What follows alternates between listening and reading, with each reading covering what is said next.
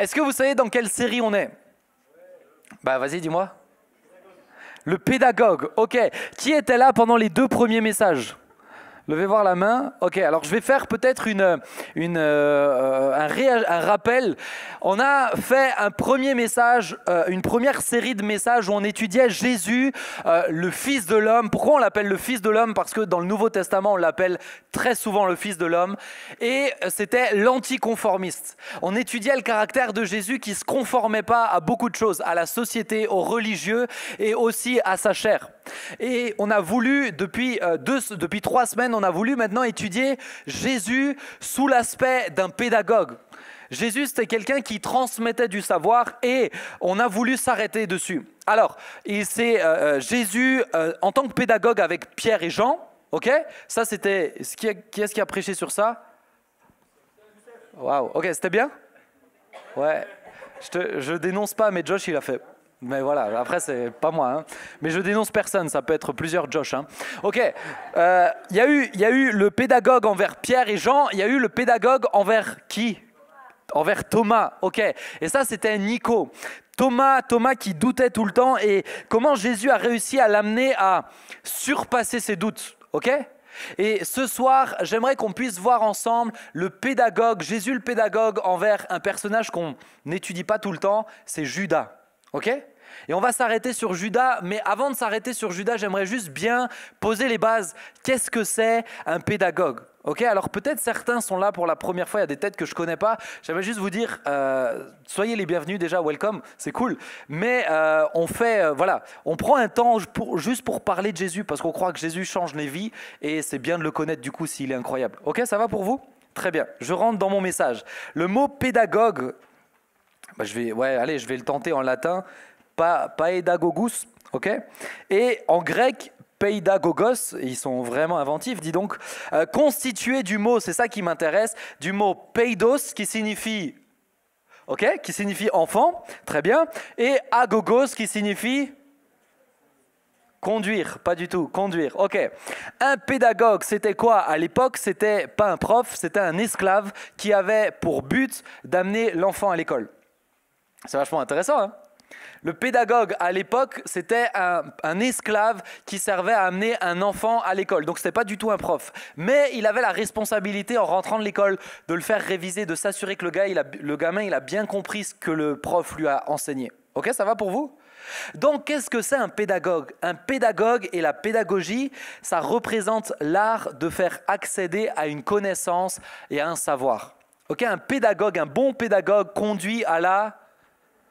Ouais, c'est bien, vous êtes avec moi. Ok. Maintenant, il y a des bons pédagogues et il y a des mauvais pédagogues. Vous avez des bons profs et vous avez des mauvais profs, on est d'accord? Ouais? Ouais, mais toi, t'es vieux. Qui estime qu'il a des mauvais profs? Tiens, ça m'intéresse. Allez, qui pense dire, j'ai au moins un mauvais prof? Il y en a peu, franchement. Moi, j'en aurais levé la main au moins 4 fois avec tous les profs que j'avais. Ok. Ouais, c'est ça. Mais il y a des bons pédagogues et il y a des mauvais pédagogues. Maintenant, un pédagogue, c'est pas juste un prof. Un pédagogue, ça va être quelqu'un qui va te transmettre quelque chose. Et moi, j'avais dans ma vie un très, très, très mauvais pédagogue. C'était mon père. Mon père, je vous assure, mon père, c'est un homme incroyable, mais c'est un très mauvais pédagogue. Vraiment très mauvais. Je vous donne un exemple. Par exemple, moi, j'apprenais le piano. Je suis pianiste à la base. Et quand je me mettais au piano, je révisais, je faisais les exercices, je jouais les morceaux tranquillement, etc. Et quand il y avait une petite fausse note, lui, il débarquait. Il faisait « Mais non, c'est pas comme ça qu'on fait. Enlève-toi. » Et il se mettait et il le jouait parfaitement. Il fait « Tu vois, c'est ça. » Et il repartait. Ça, c'est un très mauvais pédagogue. Ok, vous êtes d'accord? Un bon pédagogue, c'est pas juste quelqu'un qui sait comment faire, c'est qui sait comment te le transmettre. Mon père, qu'est-ce qu'il faisait juste? Il me dégoûtait. Ok? Maintenant, Jésus, c'est le meilleur des pédagogues. Dis à la personne à côté de toi, Jésus, c'est le meilleur des pédagogues. Pourquoi? Pourquoi c'est le meilleur des pédagogues? Premièrement, parce que Jésus, il a toute la connaissance. Jésus sait tout depuis toujours et jusqu'à l'éternité. Jésus, il a toute la connaissance, il a dans son cerveau toutes les informations de l'univers depuis le début jusqu'à la fin téléchargées dans sa tête. C'est pas mal, hein, c'est quand même plutôt intéressant comme pédagogue. Ok? Mais deuxièmement, Jésus a quelque chose de très intéressant, c'est qu'il connaît parfaitement le cœur de chaque être humain.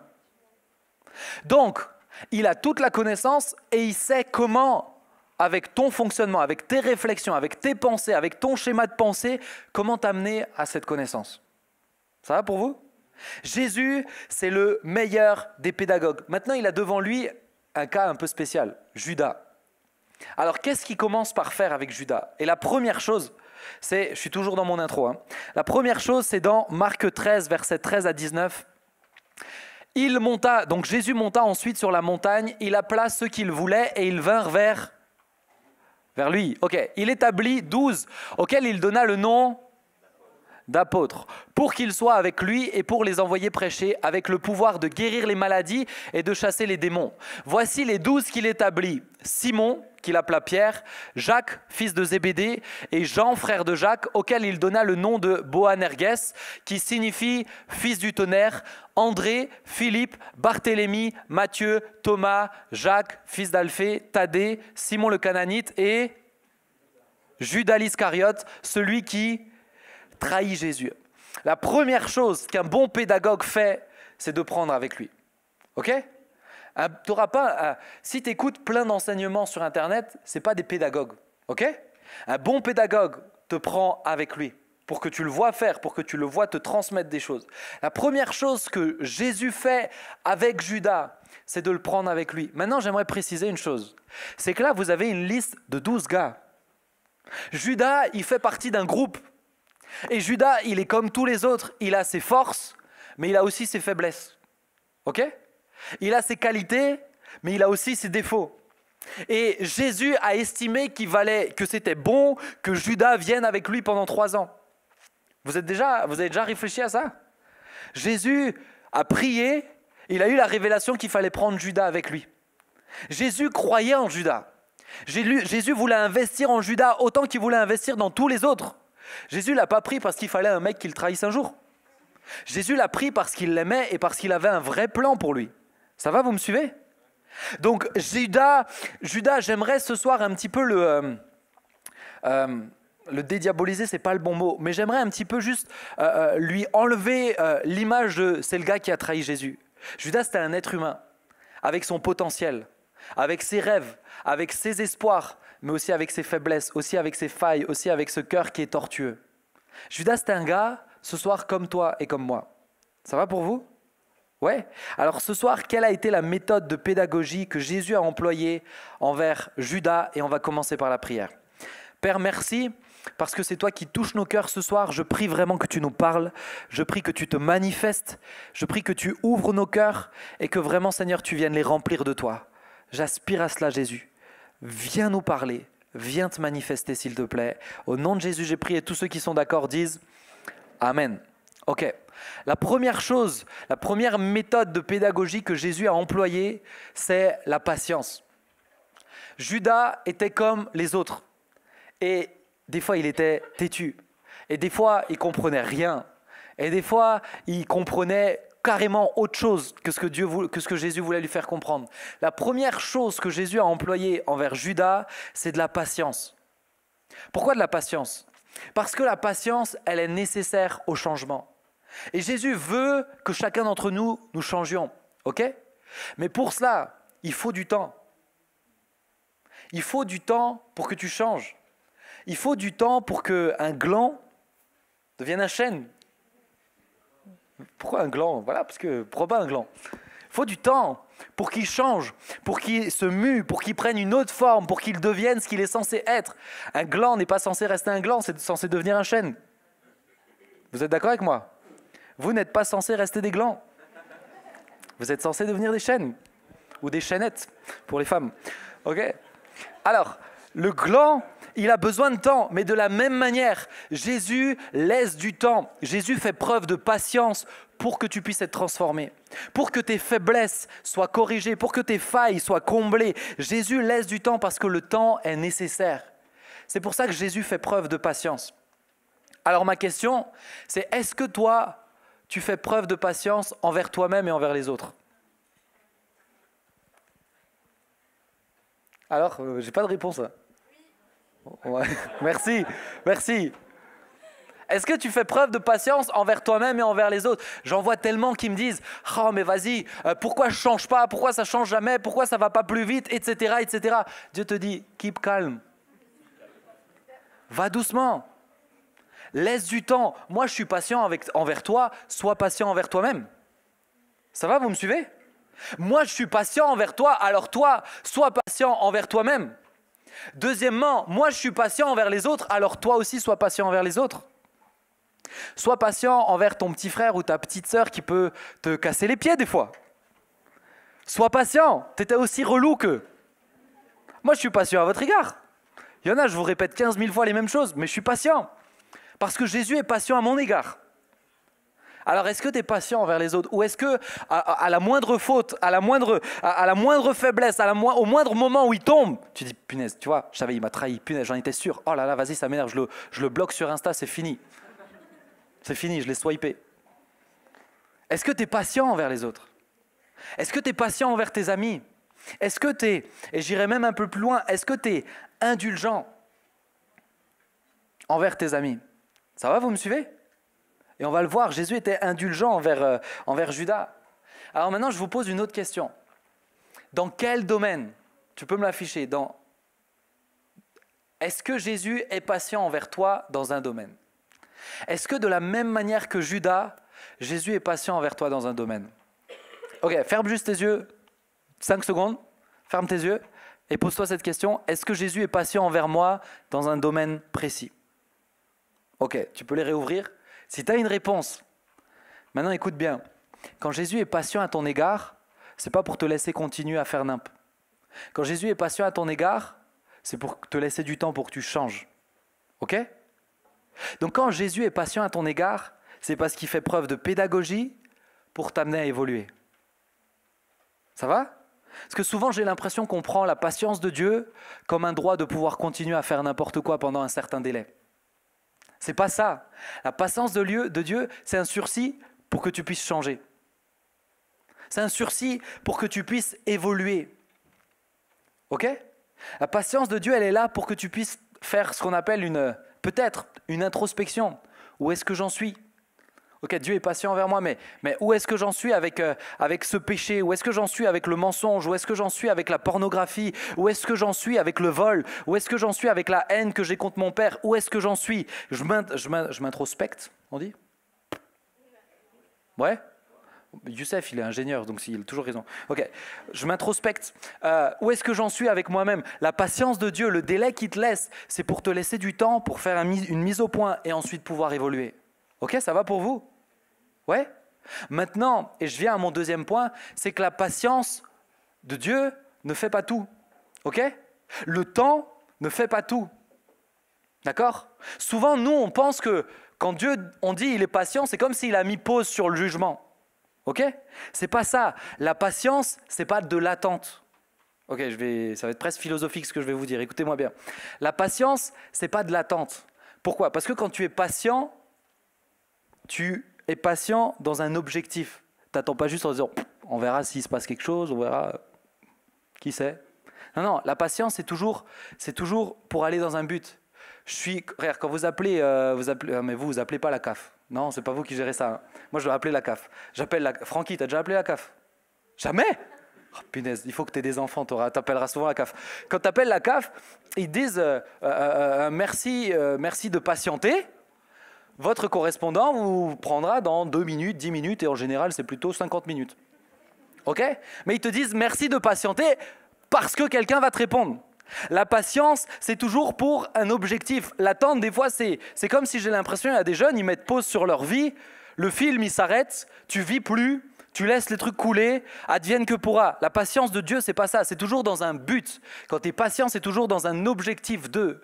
Eh bien, le temps, juste laisser du temps, ça suffit pas. C'est pour ça que Dieu n'utilise pas que la patience, Dieu continue le travail. Parce que s'il utilise que la patience, certains vous continuerez à faire nimble jusqu'à la fin de votre vie. Parce que vous ne changez pas, parce que vous ne vous introspectez pas, parce que vous ne regardez pas à l'intérieur de vous-même, parce que vous ne faites pas évoluer les choses. Donc Dieu utilise une deuxième chose, et on va le lire ensemble dans Matthieu 25, verset 26. À partir du verset 20 jusqu'au verset 25, pardon, je me suis carrément trompé. Le soir venu, il se mit à table avec les 12. Pendant qu'il mangeait, il dit, je vous le dis en... L'un de vous me... Ils furent profondément attristés et chacun se mirent à lui dire, est-ce que c'est moi ? Seigneur, waouh, punaise, Seigneur. Il répondit, celui qui a mis la main dans le plat avec moi, c'est celui qui me trahira. Le Fils de l'homme s'en va conformément à ce qui est écrit à son sujet, mais malheur à l'homme par qui le Fils de l'homme est trahi. Mieux vaudrait pour cet homme qu'il ne soit pas né. Judas, celui qui le trahissait, prit la parole et dit, est-ce moi, maître ? Et Jésus lui répondit, tu le dis. C'est fort comme phrase. Qu'est-ce que Jésus est en train de faire ? C'est mon deuxième point. C'est qu'il met en garde. Le deuxième aspect de la pédagogie de Jésus envers Judas, c'est non seulement il est patient, mais il met en garde. Il met en garde. Judas n'est pas tout seul face à son péché, face à sa difficulté. Il est mis en garde par Dieu. Qu'est-ce que c'est la mise en garde ? La mise en garde, c'est un avertissement. D'accord ? C'est un avertissement. Qu'est-ce que c'est un avertissement ? Un avertissement, c'est te prévenir avant d'un danger que tu encours. Ça va ? La mise en garde, c'est prévenir du danger. Quand tu es mis en garde par quelqu'un, c'est qu'on te prévient du danger. Moi, j'ai Waze sur mon téléphone. Vous connaissez Waze ? Ceux qui ont le permis, c'est la vie, hein, franchement. Ça m'a sauvé plein de fois des radars. Mais Waze... quand il y a une voiture qui est accidentée, tout ça, ça communique par réseau. C'est-à-dire, moi, si j'ai un accident, si je vois un accident, je peux prévenir tous les autres qui ont Waze dans les kilomètres à la ronde et tout le monde est au courant. Et donc, quand il y a un accident, quand il y a un arrêt, quand il y a du trafic ralenti, ils me préviennent, ils me mettent en garde pour que mon comportement, pour que mon allure s'adapte en fonction de la mise en garde. Ça va pour vous ? Vous me suivez ? Waze me prévient du danger pour que j'adapte mon comportement en conséquence. Eh bien, quand Jésus met en garde Judas, souvent, nous, quand on le lit, on a le sentiment qu'il dit juste à Judas, ouais, c'est ça, et c'est pas autrement. Jésus, il n'est pas en train de faire ça. Jésus, il est en train de lui dire, tu es en danger. Parce qu'effectivement, si tu continues sur cette route, tu vas me trahir. Ok ? Vous me suivez ? Tu es en danger et je te mets en garde pour que ton comportement change, pour que ton comportement évolue. Alors je fais une petite parenthèse. Arrêtez de demander à Dieu des explications quand il vous met en garde. Arrêtez de demander à Dieu, mais pourquoi ? Pourquoi j'ai pas le droit de faire ça ? Moi des fois on vient me voir en me disant, Ben, pourquoi ça c'est un péché ? Pourquoi ça Dieu me dit de pas le faire ? Bah s'il te dit de pas le faire, le fais pas. Pourquoi tu te casses la tête à comprendre pourquoi ? Alors je ne dis pas qu'il ne faut pas comprendre, hein, rassurez-vous. Hein. Juste en train de vous dire, mais tant que tu cherches juste à comprendre, tu n'es pas en train de le faire. Tu n'es pas en train d'obéir. Tu n'es pas en train d'adapter ton comportement. Et certains, vous octroyez un délai supplémentaire en disant, attends. D'abord, il faut que je comprenne pourquoi il ne faut pas que je couche avant le mariage, et ensuite je respecterai le truc. D'abord, il faut que je comprenne pourquoi il ne faut pas que je regarde des films d'horreur, et ensuite je respecterai le truc. D'abord, il faut que je comprenne pourquoi je ne dois pas être vulgaire, et ensuite je respecte... Arrête de prendre un délai supplémentaire. Si Dieu te met en garde, c'est parce que tu es en danger. Si Dieu te met en garde, c'est pour que ton comportement évolue. Arrête de lui demander pourquoi. Et le deuxième aspect de la pédagogie de Jésus sur la mise en garde, c'est quoi ? C'est que la mise en garde, elle met le doigt sur les choses. Des fois, on n'est pas capable de faire un point sur soi-même honnêtement tout seul. Des fois, on est tellement orgueilleux, tellement buté, tellement têtu que, vas-y, non, moi je suis très bien comme ça. Sauf que quand Jésus te met en garde, il est en train de dire, hé mon gars, toi tu penses que tu n'as pas de problème ici, moi je te dis que tu as un problème. Ça va, vous me suivez ? La mise en garde, quand Jésus l'a fait, c'est pour t'aider à mettre le doigt sur les choses. Des fois, l'introspection seule, ça ne marche pas. Donc Jésus t'aide à mettre le doigt sur les choses, t'aide à mettre des mots dessus, t'aide à pas confondre la réalité avec ton ressenti. Merci, et je suis en train de vous dire des trucs tellement bons, hein. Franchement, vous devriez prendre des notes. Mais la mise en garde de Jésus t'aide à ne pas confondre ce que tu ressens ou ce que tu ne ressens pas. Non, vas-y, moi je me sens en paix avec ça. La paix, ce n'est pas toujours un bon signe. Hein. Ah non, la paix, ce n'est pas toujours un bon signe. Hein. Roule à 120 en face d'une falaise, t'as beau être en paix, je t'assure que derrière, tu es quand même en danger. Hein. La paix, ce n'est pas toujours un bon signe. Souvent, on me dit, moi j'ai la paix. Ah, tu sais, moi j'ai la paix, comme ça va, je me sens bien avec... Quand je regarde l'exorciste, je me sens en paix. Bah, je tire des gros traits, mais vous comprenez très bien ce que je veux dire. Je me sens en paix. Mon ami, quand Dieu te met en garde dans la Bible, c'est parce que si tu ne le respectes pas, tu es en danger. Et Dieu t'aide à mettre le doigt sur des failles, sur des faiblesses. Et Jésus est en train de mettre un gros signal d'alarme sur la tête de Judas. Il est en train de lui dire, si tu continues, tu es vraiment en danger. Ok, ça va pour vous? Ouais? Ouais, merci.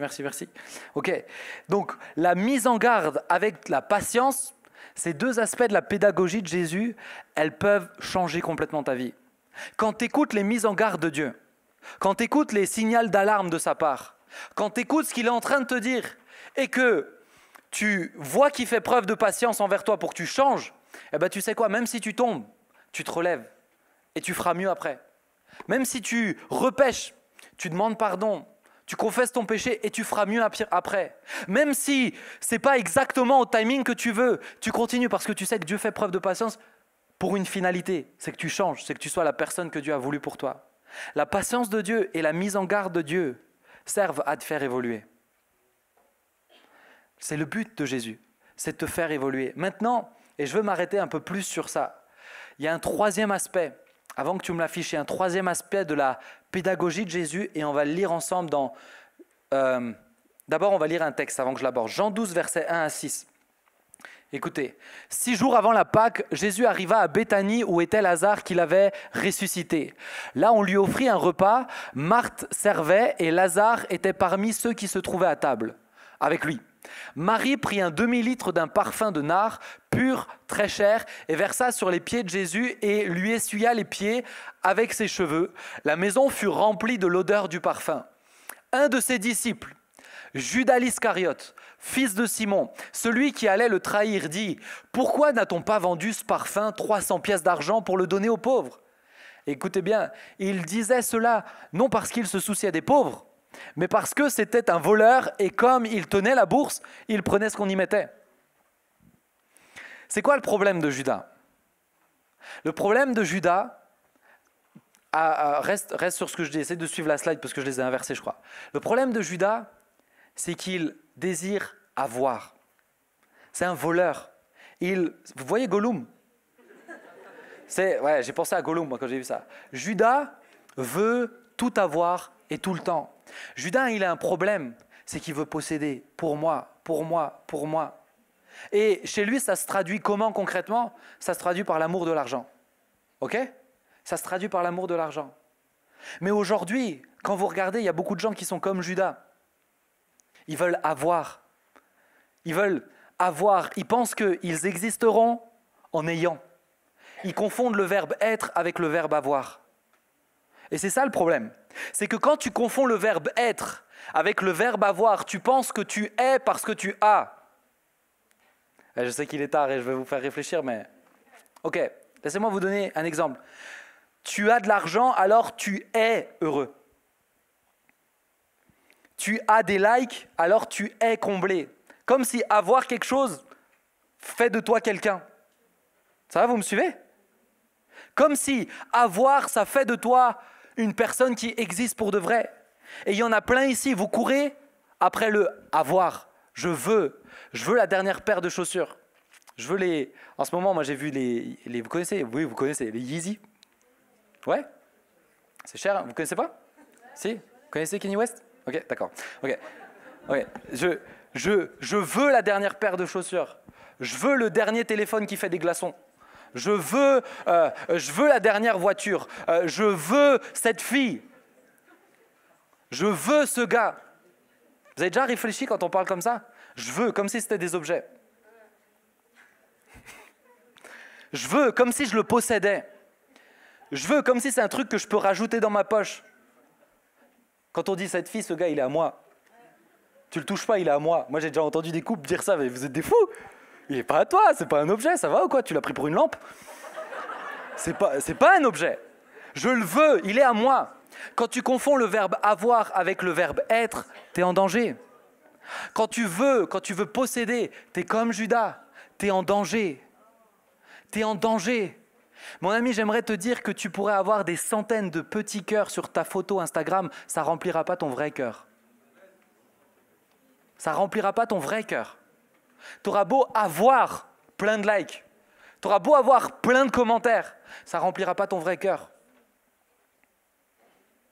Mais qui y croit vraiment? Qui croit à ce que je viens de dire là? Ouais, c'est bien. Pourquoi vous êtes derrière vos photos à voir le nombre de likes alors? Pourquoi? Parce que vous voulez posséder. Et on rentre dans des trucs de plus en plus débiles. On possède des trucs où il y a écrit j'aime sur un téléphone. Et là on se sent bien. Et si tu n'as pas ces j'aime, tu ne te sens pas bien.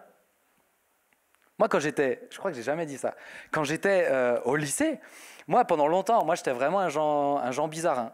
J'avais pas de téléphone jusqu'à 18 ans parce que j'en voulais pas. Et j'avais pas Facebook et tout ça. C'était le moment où Facebook ça avait explosé et tout. Et je vais vous dire une vérité. Vous savez pourquoi notamment j'avais pas Facebook? Hein? J'avais peur, je vais vous dire un truc très bizarre, hein, mais ça vous montre à quel point j'étais mal dans ma peau. Et je suis sûr, il y en a plein ici. J'avais peur de ne pas avoir autant d'amis que mes amis. Vous me suivez? J'avais peur de ne pas avoir autant d'amis que mes potes avec qui je squattais, qui étaient entre parenthèses vraiment pas des amis. Hein. Mais j'avais peur. J'avais peur parce qu'au fond de moi, ça voulait dire je ne suis pas assez populaire. Au fond de moi, ça voulait dire en fait, je suis vraiment, vraiment en dessous de la barre minimum, quoi. Dans ma tête, si j'avais pas 200 amis, j'étais vraiment trop bas. Et vous savez quoi? Je me suis fait un compte Facebook. Et en fait, vraisemblablement, c'était pas ce que je pensais, puisque j'avais beaucoup plus de demandes d'amis que ce que j'imaginais. J'avais votre âge, hein. Et au final, je me retrouvais, j'avais 18 ans, je pense, j'avais 3000 personnes et tout ça. Et vous savez quoi? Tout à coup, je me suis senti supérieur aux autres. Débile, hein, mais débile, pour vous montrer la profondeur de la débilité. Parce que je pensais que avoir, c'est être. Judas, il pensait que avoir, c'est être. Avoir des sous, c'est être heureux. Il y a un plein, vous voulez faire que des sous. C'est pas ça qui te rendra heureux. Demande à quelqu'un de riche. Avoir des muscles te rendra heureux. Il y en a, bon, ça s'est calmé. Il y a une période à impact, c'était tout le temps muscu, muscu, muscu. Voilà. Mais il y en a, ils pensaient ça. Avoir des muscles, t'es un mec classe, t'es un mec cool. Non. Avoir des pantalons troués, t'es quelqu'un à la mode. Mais pas du tout. Avoir et être ne se conjuguent pas ensemble. Ça ne se mélange pas. Ne confonds pas avoir et être. Ça va toujours? Ouais? Ok, alors j'avance un petit peu. Qu'est-ce que Jésus fait? Et c'est là où je veux m'arrêter 2 secondes. Judas, il a un problème. Judas, c'est qu'il veut. Il veut avoir, tout le temps, tout le temps, tout le temps. Je veux des sous, je veux des sous, je veux des sous. Quand il était enfant, il demandait toujours plus d'argent de poche. Et ensuite, il allait voler dans le porte-monnaie de sa mère. Et ensuite, il allait vendre les chèvres de son voisin pour avoir plus de sous. Il voulait des sous, il voulait des sous. Il en avait toujours plus, toujours plus. Et là, il y a Jésus qui arrive. Et là, Jésus, il le voit. Et Jésus, il sait ce que c'est son problème, puisque je vous ai dit en intro qu'il connaît parfaitement le cœur des gens. Et Jésus, il voit et dit, ok, Pierre, il veut tout faire tout par lui-même. Jean, c'est un tonnerre. Il veut exploser, il peut exploser à n'importe quel moment. Thomas, il doute. Ok. Judas, il a un problème avec les sous quand même, j'ai l'impression. Et là, Jésus, il se dit, et si je lui confiais la caisse du groupe? Vous pensez que c'était une erreur de la part de Jésus de confier les sous aux voleurs? Vous avez déjà pensé à ça? Est-ce que vous pensez sincèrement que Jésus il s'est planté? Vas-y Jésus, franchement, tu as fait un mauvais diagnostic sur Judas. Tous les autres, tu étais bon, mais Judas, tu t'es vraiment planté. Non. Ça fait partie de la pédagogie de Jésus. Pourquoi? Parce que dans sa pédagogie, il y a de la patience, il y a de la mise en garde, et il y a, tu peux l'afficher, de la confiance. Judas, la pédagogie que Jésus a employée envers Judas, c'est de la confiance. Dis, t'as un problème avec les sous? Tu sais quoi? Je vais te confier tous les sous. T'es voleur, tu sais quoi? Ou tu voles, ou tu le régleras, mais tu vas devoir le régler. Ou tu voles, ou tu prendras position, mais tu vas devoir faire quelque chose. Jésus utilise ça. Jésus utilise la pédagogie par la confiance. Nous, les êtres humains, on ne fait pas souvent ça. On le fait de temps en temps. J'ai vu des gens qui le font. Mais on ne fait pas souvent ça. On attend que tu es capable, on attend que tu as tout réglé pour ensuite te faire confiance dans tel domaine. Vrai ou faux? C'est l'inverse de l'inapte. Ce que Jésus fait, c'est l'inverse de... Franchement, moi j'aurais été Jésus, lui il est inapte à garder la caisse. Attends, il est voleur. Encore, il ne savait pas compter en maths, je pourrais l'excuser, mais il est inapte, quoi. Moi, un jour, j'étais au collège, j'avais un stage, j'avais des vacances et je m'ennuyais. Je suis allé à la librairie. Ils m'ont dit, tiens, j'ai dit, je peux vous aider. Ils m'ont dit, ouais, tu peux, si tu veux, tu nous comptes tous les chèques qu'on a reçus. Je dis, vas-y, ça me plaît. J'aime bien compter les sous. Et je compte et je fais le truc. Et je dis, ok, il y avait un résultat. Je n'ai plus du tout la somme. Et elle me dit, ah, super. Bon, sauf que pour le coup, elle ne m'a pas fait parfaitement confiance. Elle avait bien raison. Elle a recompté derrière et il y avait une différence d'à peu près 2000 €, un truc comme ça. Ok. Encore, si juste t'es mauvais en maths, ok, on peut t'apprendre les maths. Mais si t'es voleur, jamais j'aurais laissé Judas. Jamais j'aurais dit, écoute Judas, je te fais confiance.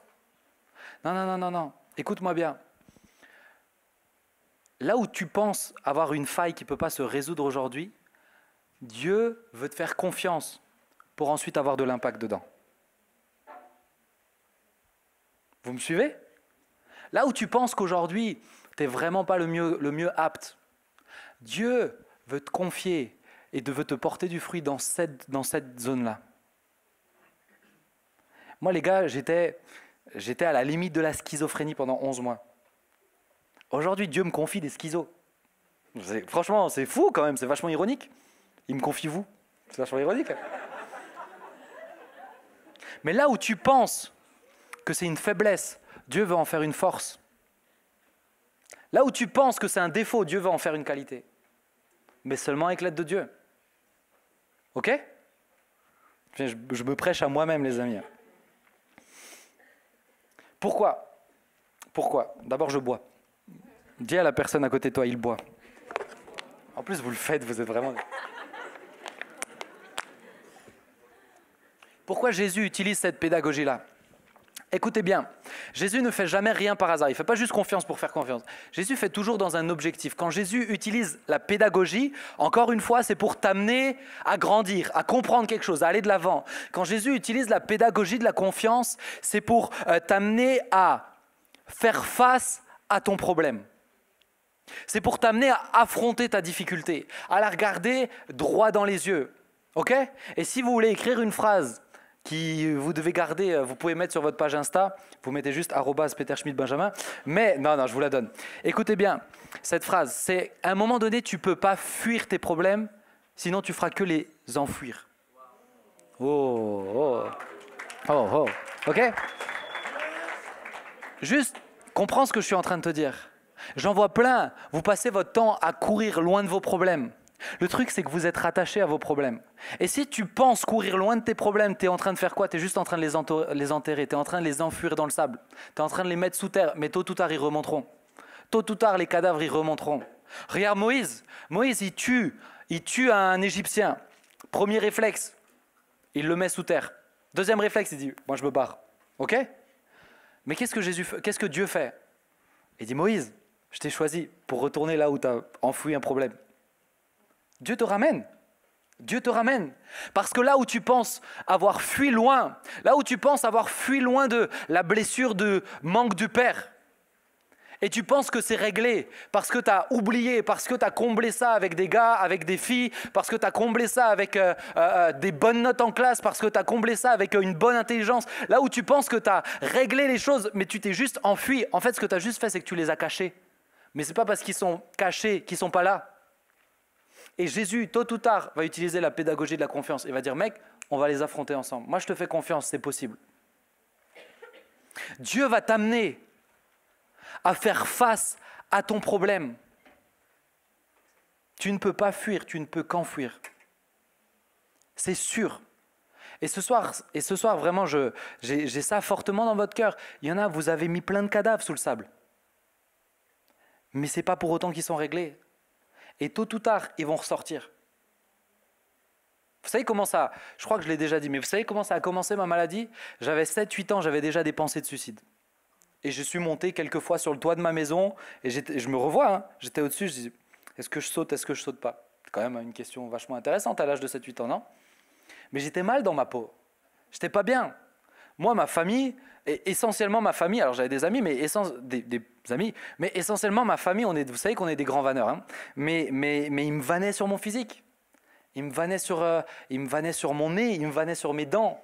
J'avais les dents de la même taille qu'aujourd'hui, avec une tête 2 fois plus petite. Je me surnommais le cheval, vous imaginez? Ouais, vous rigolez, bande de participants, va. Mais je vais vous faire comprendre. Aujourd'hui, je peux vous en parler librement, mais il y a une époque, c'est même impossible de mettre des mots dessus. Hein. Vous savez, quand ça fait tellement mal que ça te pousse à avoir des pensées de suicide à l'âge de 7 ans, c'est profond. Hein. Et j'ai voulu fuir ça. Toute ma croissance, j'aimais Jésus, je marchais avec lui, je servais dans l'église et j'essayais d'oublier ça. Quand j'avais des pensées de suicide qui revenaient, je disais, ah vas-y, je continuais. Mais à chaque fois que quelqu'un me faisait une vanne, ça remontait direct, tout remontait. Ça va? C'est juste parce qu'en fait, je l'avais juste enfui.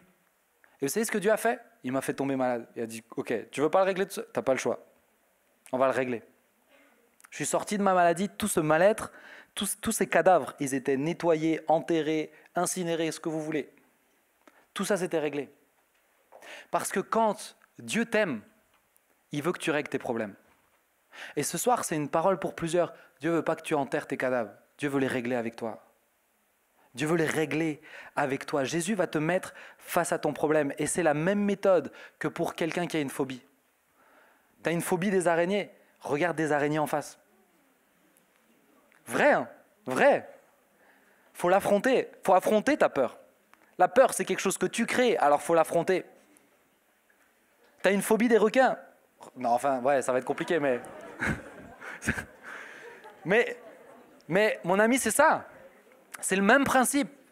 Et là, Jésus dit, lui, il a un problème avec le vol, lui, il a un problème avec la convoitise. Je vais lui faire affronter son problème, c'est lui qui va gérer tout l'argent de tout le monde. Ok? Et deuxième chose, et c'est là où c'est très intéressant, c'est que Jésus lui dit pas, écoute, tu vas gérer mon argent. Il dit, non, la caisse qu'ils avaient, c'était pas juste pour Jésus. Jésus n'avait pas d'argent, Jésus n'avait rien, que dalle, il n'y avait même pas de maison, même pas de coussin. L'argent qu'ils avaient, c'était pour tout le monde. Ok? Les sous qu'ils avaient, c'était pour tout le monde. Et ce que j'aimerais vous faire comprendre, c'est que quand vous avez une faille, une faiblesse, un péché, si vous consumez le péché, si vous volez dans la caisse, ça aura de l'impact sur tous les autres. Ça aura des conséquences sur tous les autres. Pense pas que ton péché, c'est juste pour toi-même. Ça aura des conséquences sur tous les autres.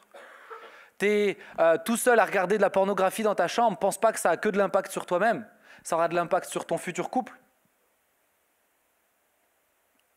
T'es menteur, pense pas que ça a que de l'impact sur toi-même. Tu es en train de saper toutes les relations avec plein d'amis, plein de gens de ta famille. Le péché n'a pas juste de l'impact sur toi, il a de l'impact sur tout le monde. Vous savez, ok. Vous avez quelqu'un qui... moi, je rencontre beaucoup de gens qui ont subi des traumatismes et notamment des personnes qui ont subi des abus sexuels. Et naturellement, il y a une question qui se pose, c'est pourquoi ça m'arrive? Pourquoi Dieu a permis ça dans ma vie? C'est une bonne question, on est d'accord, hein? C'est une bonne question. Et je veux pas appuyer sur ça parce que je sais que certains c'est encore vif, mais j'aimerais juste vous faire comprendre quelque chose. C'est pas que Dieu le permet, mais c'est que le péché de quelqu'un a l'impact sur ceux qui l'entourent aussi. Quand tu pèches, quand tu abuses quelqu'un, c'est pas juste toi qui es en train de te condamner vis-à-vis de Dieu, c'est toi qui es en train de traumatiser quelqu'un. Ça va, vous me suivez? Le traumatisme que la personne qui a subi l'abus vit, il est lié au péché de l'autre. Il est engendré par le péché de l'autre. Alors non, Dieu ne le veut pas. Non, Dieu ne le permet pas. Mais Dieu ne supporte pas le péché, c'est pour ça qu'il nous met des signaux d'alarme. Le péché a forcément des conséquences. Et pas juste sur toi, sur ceux qui t'entourent. Mais regarde bien, moi ce que j'aime avec Jésus, c'est ça. C'est que même si c'est Judas qui a la caisse, Jésus n'est jamais trop loin de la caisse. Jésus n'est jamais trop loin de la caisse, ils sont tout le temps ensemble. Qu'est-ce que je veux vous dire par là? C'est que Jésus, il n'est pas en train de dire à Judas, Judas, je te place devant ta galère, débrouille-toi, mais il faut que tu la règles, je regarde. Ça, ce n'est pas un pédagogue. Jésus dit, ok, je vais faire la part que tu n'arrives pas, c'est vraiment affronter le péché, à le regarder droit dans les yeux. Mais je vais me mettre à côté de toi. On peut le faire ensemble. Judas, ça peut marcher. Tu peux changer. Tu peux vivre une nouvelle vie. Tu peux être libre de tes failles qui t'amènent à être tellement perverti, tellement égoïste, tellement égocentrique, où tu dis que prendre soin des pauvres alors que tu veux juste prendre soin de toi-même. Tu peux, mais c'est avec moi. On est ensemble. Tu n'es pas seul. Mais regardez ce qui se passe, et c'est mon dernier point. C'est que Jésus, en tant que pédagogue, il a une limite. Jésus est limité. On a l'habitude de dire Jésus est illimité. Vous avez déjà entendu ça, hein? Moi, je vous dis Jésus est limité. Jésus, il est limité par la limite que toi, tu lui mets. Jésus est limité par la limite que toi, tu lui mets. C'est quoi cette limite? Cette limite, elle s'appelle le libre arbitre. Le libre arbitre, sa volonté propre. Dieu nous donne le libre arbitre. Qu'est-ce que c'est le libre arbitre? Le libre arbitre, tu peux l'afficher. Le libre arbitre que Dieu te donne, c'est la démonstration du respect qu'il a envers toi. Si Dieu ne te laissait pas le choix, ce n'est pas du respect. Si je force ma femme, je la respecte en rien du tout. Vous êtes d'accord, hein? Mais quand Dieu te dit, tu as le choix, il est en train de dire, je te respecte. Je te respecte, tu as de la valeur. Quand tu forces quelqu'un, il n'a pas de valeur pour toi. Quand il te dit, tu as le choix, il est en train de dire, tu es important pour moi, alors je vais te laisser, je vais te montrer que je te respecte, je vais te laisser de la possibilité de choisir. Et la limite que tu donnes à Jésus, elle est dans ce libre arbitre. Ce que tu choisis de lui laisser ou ce que tu choisis de garder. Ce que tu choisis de lui donner ou ce que tu choisis de reprendre. Ça, c'est la limite que tu donnes à Jésus. Et le problème est quoi? Le problème, c'est que Judas avait son propre libre arbitre et a choisi. C'est pour ça que Judas, c'est un gars comme toi et moi. C'est qu'il est face à des choix. Judas a choisi. Il a choisi quoi? Judas a choisi de se servir de Jésus. Il s'est servi dans la caisse. Il a pris les sous. Il s'est servi de Jésus. Quand Marie verse le parfum, elle le verse sur qui? Sur Jésus. Pour Judas, Jésus, c'est une rentrée d'argent. Si des gars, ils l'aiment tellement qu'ils sont prêts à tout donner, mais donnez-moi vos sous, je vais les prendre. Je me sers de toi, Jésus, pour ma cause. Je me sers de toi pour ce que tu veux me donner. Et à la fin, vous savez quoi? Il se servira de la propre vie du roi des rois pour avoir quelques deniers. Il se sert de Jésus. Et toi, est-ce que tu ne te sers pas de Jésus des fois? Ah, peut-être pas aussi visiblement. Mais quand tu as une galère, ah Jésus, il faut que tu m'aides, j'ai tellement besoin de toi, s'il te plaît. Je me sers de toi. Je vous l'ai déjà dit, on sert de l'Église. On sert de ce Dieu qu'on sert dans l'Église. Et on sert de lui. Oh Jésus, donne-moi des dons, donne-moi des talents, donne-moi de bien chanter, juste pour que je sois connu devant tout le monde et que tout le monde m'admire. Ah Jésus, donne-moi des sous, donne-moi de la réussite, je veux investir pour ton royaume. Ça, c'est une phrase très spirituelle. Juste pour pouvoir m'acheter le dernier yacht à la mode. Enfin, je ne sais pas ce que c'est le dernier yacht à la mode, mais juste pour. On se sert de Jésus. Judas est dans son libre arbitre et il dit, Jésus, tu veux m'aider? Moi, je décide de me servir de toi. Moi, je décide de me servir de toi. Et regardez, c'est là où c'est incroyable. Écoutez, réfléchissez, si vos têtes explosent, c'est normal. Parce que c'est incroyable ce que je vais vous dire.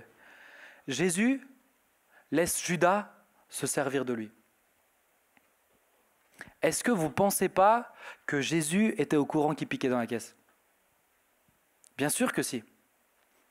Mais Jésus aime tellement Judas qu'il fait preuve de patience. Il dit, tu me voles, c'est pas grave, peut-être la prochaine fois ça changera. Peut-être la prochaine fois tu prendras conscience de l'enjeu. Parce que si tu vas continuer, tu vas me vendre. Mais je te laisse encore. Tu m'as piqué, c'est pas grave. Tu as volé tout le monde. Je te laisse. Et Judas vient, prend, se sert, son libre arbitre, il dit, j'en fais ce que je veux. Jésus, c'est une marionnette.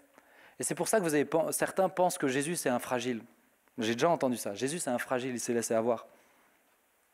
Jésus, c'est l'être le plus fort de l'univers pour se laisser marcher dessus parce qu'il t'aime tellement. Jésus te laisse ton libre arbitre.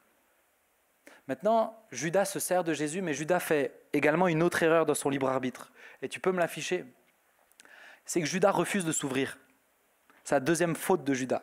C'est la deuxième limite qu'il met à Jésus. Première limite, c'est je me sers de toi, je t'utilise. Deuxième limite, c'est je ne m'ouvre pas à toi. C'est je prends et là je ne m'ouvre pas. Il n'y a pas de communion, il n'y a pas d'échange. C'est ça le problème.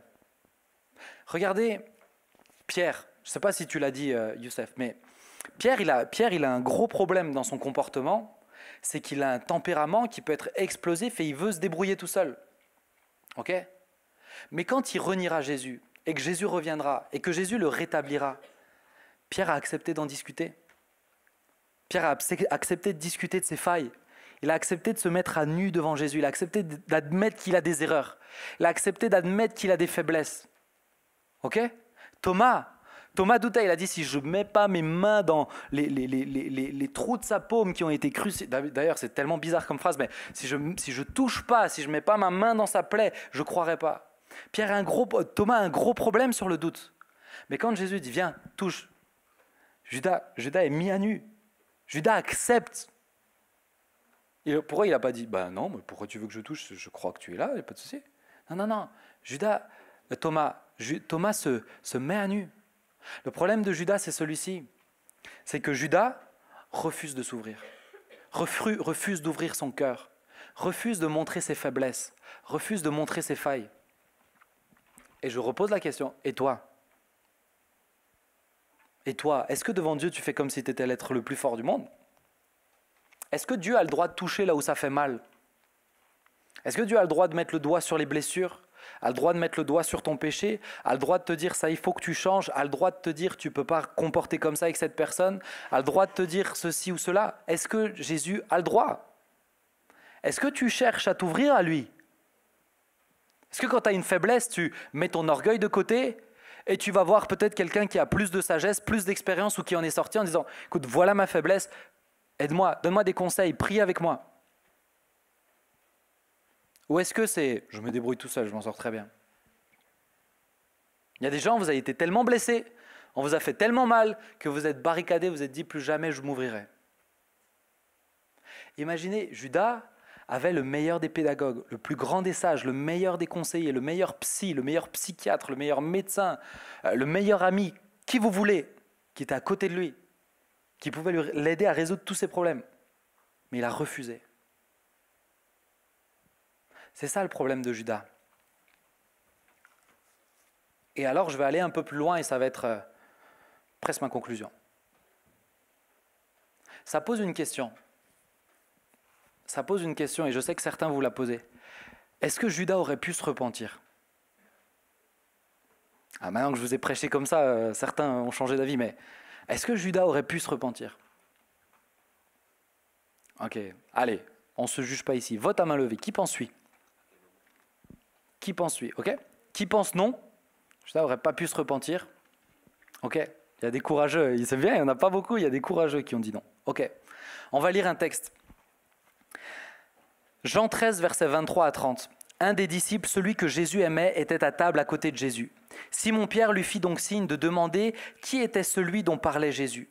Ce disciple se pencha vers Jésus et lui dit « Seigneur, qui est-ce » Et Jésus répondit « C'est celui à qui je donnerai le morceau de pain et… » Ah oui, c'est bon.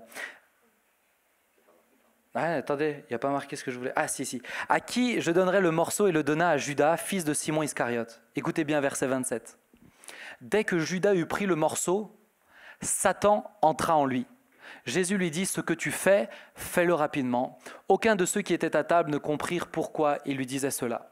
Comme Judas tenait la bourse, quelques-uns pensaient que Jésus lui disait « Achète ce dont nous avons besoin pour la fête » ou qu'il demandait de donner quelque chose aux pauvres.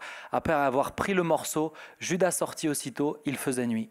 Juste verset 27. Dès que Judas eut pris le morceau, Satan entra en lui. Jésus lui dit « Ce que tu fais, fais-le rapidement. » Ok. Ce moment-là, c'était la dernière chance de Judas. Ce moment-là, c'était le dernier moment où Judas pouvait changer. Le dernier. Pourquoi je vous dis ça? Parce que Judas est allé tellement loin. Judas a tellement utilisé Jésus. Judas a posé une telle grande frontière entre Jésus et lui qu'il a ouvert une porte derrière lui, grande ouverte, pour que Satan rentre en lui. Et là, la Bible ne dit pas, c'est le seul endroit où c'est écrit Satan. Il y a plein d'autres endroits où c'est écrit des démons. Hein, le monde spirituel, il existe. Hein, ok? Mais là, c'est le seul endroit où c'est écrit c'est Satan. Mais bien sûr, le moment, il est tellement important, Satan, il est tellement concerné par l'histoire de Jésus, qu'il va tout faire pour s'assurer que ça marche, son plan. Ok? Mais là, Judas a fait un tel choix que maintenant c'est lui alors qu'il pensait avoir Jésus comme marionnette, qui est la marionnette du diable. Qu'est-ce que j'essaye de vous dire là? C'est que ton libre arbitre, tu l'as, mais tu as des choix à assumer derrière. Tu as des conséquences à assumer derrière.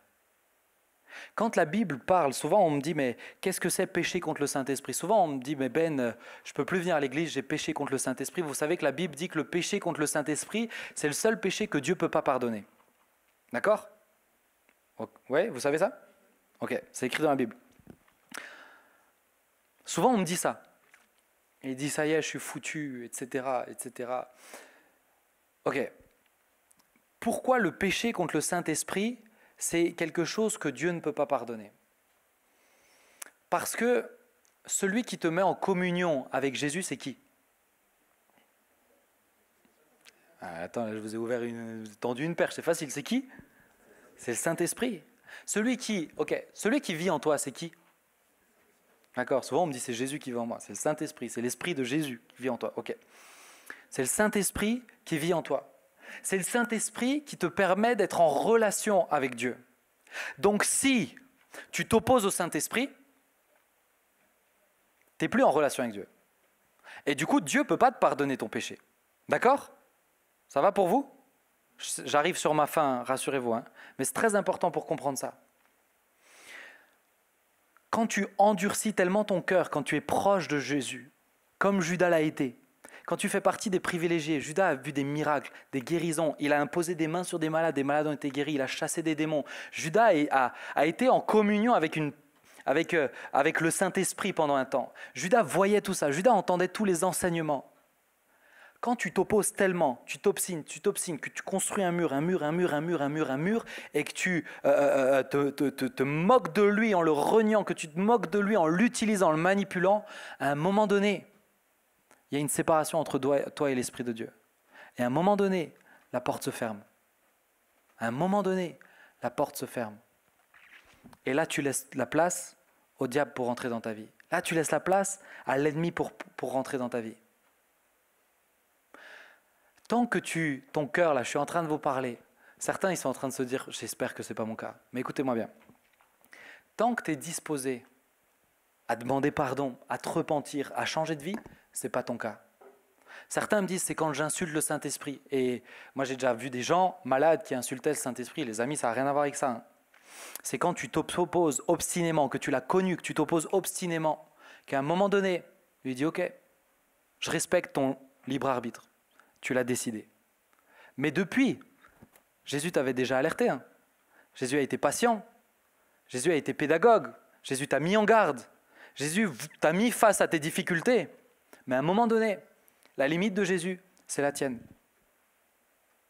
Alors, ce soir, juste prends la mesure que tu as ton libre arbitre.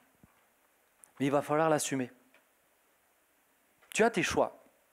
Et Dieu les respecte. Mais il va falloir les assumer. Parce que quand tu arriveras à la fin, le jour de ta mort, il va falloir assumer le libre arbitre. Est-ce que tu as choisi d'ouvrir la porte à Jésus ou est-ce que tu as choisi de la reclaquer contre lui? Est-ce que tu as voulu choisir de te servir de lui ou est-ce que tu as voulu lui confier ta vie et marcher avec lui? Ce soir, c'est une vraie question que je vous pose. Peut-être si l'équipe de musiciens peut juste venir. Si Ézéchiel, tu peux juste jouer tranquillement au piano. Regardez-moi quelques instants. C'est ma conclusion. Ce soir, c'est une vraie question que je vous pose et j'ai demandé à plusieurs pendant la semaine aussi de prier pour ce moment. Parce que là, vous êtes devant une possibilité où Jésus vous dit, comme à Judas, il est encore temps. Tu peux encore. Moi, je suis convaincu que Jésus croyait de tout son cœur à Judas. Jésus croyait de tout son cœur à Judas. Mon ami, Judas a été autant aimé que tous les autres. Sinon, il n'aurait pas été sur terre. D'accord? Judas a été autant aimé que tous les autres. Deuxièmement, Judas a été, dans le cœur de Jésus, autant désiré que tous les 12. Il a dit, ce gars-là, je peux en faire un apôtre. Il est aussi peu doué que les autres. Et je peux en faire quelqu'un d'incroyable. Il a un cœur aussi tortueux et mauvais que les autres. Mais il a du potentiel. Parce que s'il me laisse investir en lui, sa vie peut changer. Judas était autant désiré par Dieu. Troisième chose, Judas a été autant formé. Jésus a autant investi en lui qu'en les autres. Encore une fois, à un moment donné, Jésus envoie ses disciples par deux, il souffle sur eux et pour qu'ils aient l'esprit, et puis il commence à prier pour les malades, il commence à évangéliser dans les villes, il commence à chasser les démons. Judas faisait partie de ces gens-là. Ok ? Judas a été là quand Jésus enseignait et ensuite il repartait un peu dans le secret et il disait maintenant les 12, venez en privé avec moi, je vais vous expliquer ce que je suis en train de dire. Judas était là. Judas était là quand il a vu la multiplication des pains. Judas était dans la barque quand il a vu Jésus marcher sur l'eau. Judas était là. Jésus a autant investi en lui, autant formé, autant donné de possibilités d'apprendre. De la même manière, Judas était là quand Jésus lui a lavé les pieds. Judas était là. Et Jésus a accepté de laver les pieds à Judas. Ça montre son amour. Jésus fakeait jamais. Ça montre son amour. Est-ce que tu peux juste fermer tes yeux quelques instants ?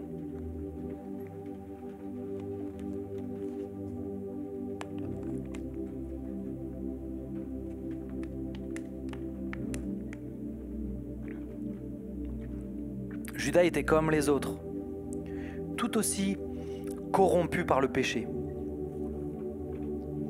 tout aussi perverti dans son cœur, avec des mauvaises pensées comme Pierre, comme Jean, comme Jacques, avec des pensées égoïstes, probablement avec des doutes comme Thomas, probablement des fois avec de la colère comme Pierre, comme Jean. Judas avait ce que la Bible dit de l'homme. Le cœur de l'homme est mauvais et tortueux. Judas avait cela. Mais pas juste Judas. Toi, moi, on a tous le même cœur.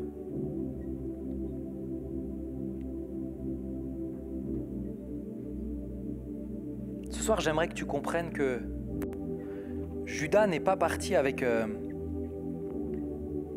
déficit, un handicap que Dieu lui aurait mis pour qu'il galère, pour qu'il tombe, pour qu'il renie Jésus. Ce soir, j'aimerais que tu comprennes que on était tous sur la même ligne de départ devant Dieu, avec les mêmes difficultés, avec les mêmes possibilités. Tous. T'as pas moins de chance devant Dieu que moi. T'as pas plus de chance devant Dieu que ton voisin. On est tous sur la même ligne de départ, au même niveau. Maintenant, quelle a été la limite du meilleur des pédagogues de l'univers et jusqu'à la fin des temps? C'est la limite que Judas lui a imposée. C'est son libre arbitre. Judas s'est servi de ce potentiel incroyable. Le libre arbitre, c'est un potentiel infini. Quand tu le donnes à Dieu, il a un impact pour l'éternité. Il se sert de ton libre arbitre pour que tu puisses voir des choses incroyables et pour que tu puisses porter du fruit incroyable. Mais Judas l'a utilisé pour se moquer de Jésus, pour le manipuler, pour chercher à le manipuler, pensant que Jésus ne savait pas. L'a utilisé pour ses propres besoins. L'a utilisé pour son « j'ai »,« je veux »,« c'est à moi », sa convoitise. L'a utilisé, ce libre arbitre, pour nourrir son péché, nourrir sa chair. C'est la limite. C'est la limite du pédagogue. Non, Judas n'a pas été moins aimé que les autres disciples. Ce soir, écoute-moi bien, alors qu'on a nos yeux fermés, c'est vraiment un moment important. Vraiment un moment important. Tu n'es pas moins aimé que les autres qui sont dans cette salle. Tu n'es pas moins désiré par Jésus que les autres qui sont dans cette salle. Peut-être que pour toi, tu es plus pécheur, tu es plus mauvais, tu es plus fautif, tu es plus coupable. C'est une bonne nouvelle. Tu as celui qui répare, qui console, qui pardonne les fautes, qui est devant toi. Jésus. Peut-être que tu te rends compte que Jésus a été très patient à ton égard. Juste rends-toi compte que tôt ou tard, peut-être que ça sera dans cette vie, peut-être que ça sera dans l'éternité, mais il faudra rendre des comptes de la patience qu'il a fait preuve envers toi. À quelle fin l'as-tu utilisé? Peut-être que tu te rends compte que Dieu t'a mis en garde plein de fois, mais que tu n'as pas choisi d'écouter, tu t'es entêté. Et certains, vous êtes croyants et vous vous entêtez sur des péchés, pas que, comment dire, c'est pas que vous voulez, c'est pas que vous arrivez pas, mais c'est que vous voulez pas. Vous voulez pas.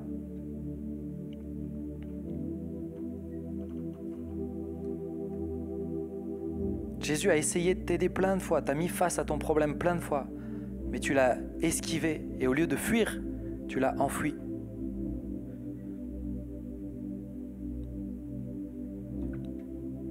Ce soir, c'est pour moi, à mon sens, et je sens dans mon esprit, c'est un moment déterminant. Où là, maintenant, vous allez avoir une possibilité de ne pas faire l'erreur que Judas a fait, de se fermer à Jésus, de rester silencieux devant Jésus, de dire « je me débrouille tout seul ». Et de te contenter d'aller faire Jésus juste pour l'utiliser, juste quand tu as un besoin. Ce soir, tu as la possibilité de ne pas commettre la même bêtise.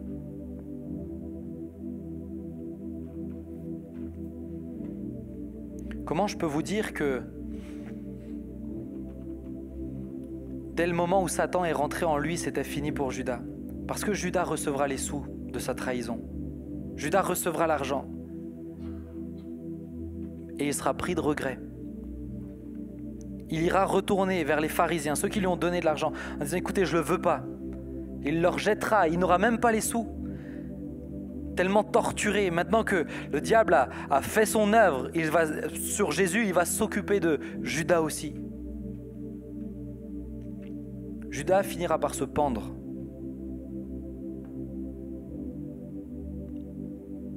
Mais c'était trop tard. Ce soir, il n'est pas trop tard. Ce soir, il n'est pas trop tard. Mais tu ne sais pas si demain, tu partiras pas dans l'éternité. Cet été, on a enterré un gars de 27 ans. J'ai déjà enterré un jeune de 17 ans. Ce soir, il n'est pas trop tard. Alors que nos yeux sont fermés, pendant que l'équipe se prépare juste à prendre un chant de consécration. D'abord m'adresser à toi qui connais le Seigneur mais qui t'entête. Et tu te rends compte que Jésus est un bon pédagogue mais il est limité par ton choix. Ce soir, qu'est-ce que tu vas décider? Qu'est-ce que tu vas décider devant lui?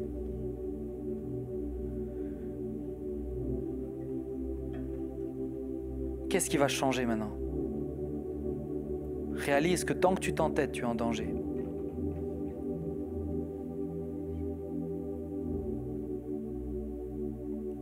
Maintenant, je veux m'adresser à tous ceux qui ont refusé de s'ouvrir à Jésus. Peut-être que tu as essayé il y a quelques temps, il y a quelques années, tu as fait des expériences, peut-être pas, mais aujourd'hui, tu ne peux pas dire que tu es ouvert à Jésus, que tu marches avec lui, tu communies avec lui. Ce soir, tu as le choix et tu as la possibilité de ne pas commettre la même erreur que Judas. Alors que nos yeux sont fermés, ce soir tu dis je veux m'ouvrir à Jésus. Je veux que ma vie change, je veux qu'il efface mes fautes, mais qu'il soit mon pédagogue. Qu'il rentre dans ma vie pour devenir mon pédagogue, celui qui va me former à devenir l'homme qu'il a toujours désiré, la femme qu'il a toujours désiré que je sois. Ce soir, si c'est ta décision, c'est un moment important. Alors que tous les yeux sont fermés, j'aimerais juste que tu lèves ta main à ta place pour dire « moi je le veux ». Moi je veux, Dieu voit les mains levées. Dieu te voit. Une fois que tu as levé ta main, tu la baisses. Dieu voit les mains levées. Est-ce qu'il y a encore quelqu'un d'autre? Ok. Dieu voit les mains levées.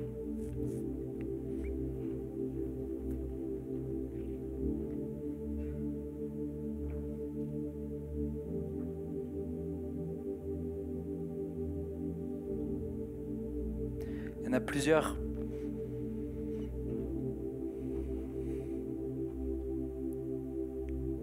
Il y en a plusieurs, vous êtes là. Et quand j'ai parlé blessures, de péchés, de difficultés que vous avez enfouies, alors que vous avez essayé de les fuir, ça a vibré en vous. C'est comme si Dieu me montre, il y en a plusieurs, vous manquez profondément d'un amour parental. Vous êtes vraiment en carence de cet amour. Et vous souffrez, vous essayez de combler comme vous pouvez, mais comme vos parents vous le donnent pas, vous en souffrez terriblement. Ce soir, c'est aussi un moment pour vous, vous dit Jésus. Je veux combler dans vos cœurs. Je veux combler dans vos cœurs ce que vous n'avez pas de la part de vos parents. Parce que non seulement je suis pédagogue, mais je suis père.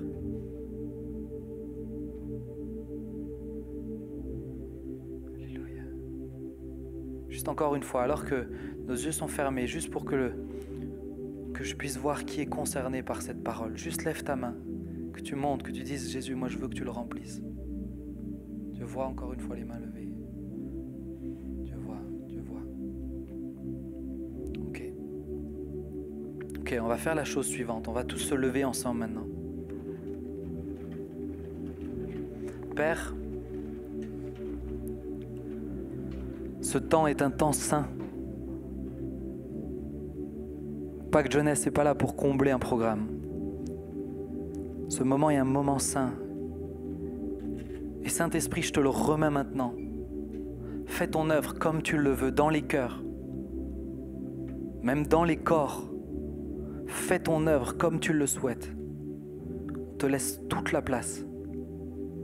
Toute la place.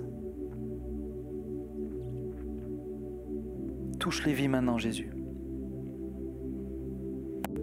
Alors que Kelly va chanter, je vais demander à tous ceux qui ont, on va faire comme ça, tous ceux qui ont levé leurs mains pour accepter Jésus, et tous ceux qui ont levé leurs mains parce qu'ils ont vraiment cette carence dans leur cœur, cette parole de connaissance que Dieu a donnée, ce manque-là. Vous allez juste faire quelque chose où je sais c'est un défi. Vous savez, quand on donne ce libre arbitre à Jésus, c'est toujours défiant. Ça nous sort toujours de cette zone de confort. Mais vous allez juste venir, d'abord vous mettre juste à l'avant, à genoux, comme un signe d'attente devant Dieu. On va se laisser conduire.